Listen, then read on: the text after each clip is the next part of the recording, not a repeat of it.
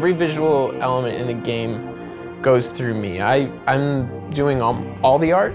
George does a lot of concepts, and every once in a while he'll build something in 3D that I can sort of incorporate in the game. Jason is one of the most interesting artists that I've known, and I've known quite a few. His work has a vibrance to it. It feels like a real place that exists in his head. I grew up making art for like D&D books, things like that, and that's sort of where my fantasy art career started. When we were growing up, it was, you know, old D&D books that your cousin would have in the basement, and you know, it was like this secret magic tome. That sort of feeling of nostalgia, the idea of being transported to another place.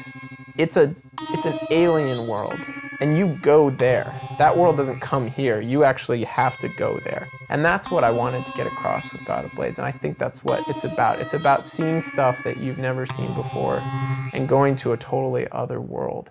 And where I grew up in a very small town in Pennsylvania, coal mining town, and there was like 1 or 2 comic book stores you could go to, and there was always some shady guy there who, you know, it's just chain smoking and convincing you to spend all your money on this stuff.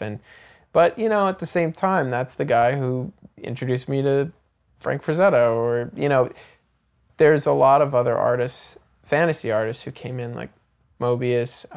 Jeffrey Catherine Jones was one of Frazetta's sort of understudies. The thing about fantasy art that I love is there should be a point that you can connect with, and from there you spread out into this crazy world that you have to fill in the blanks with your brain. I think nowadays with digital art, there's a tendency to go into concept art, where you take a photograph of trees, put them down there, get some mountains, put them in there, light them, and you have a painting, and it's beautiful, but it's fully realized, as far off in the distance as you can go.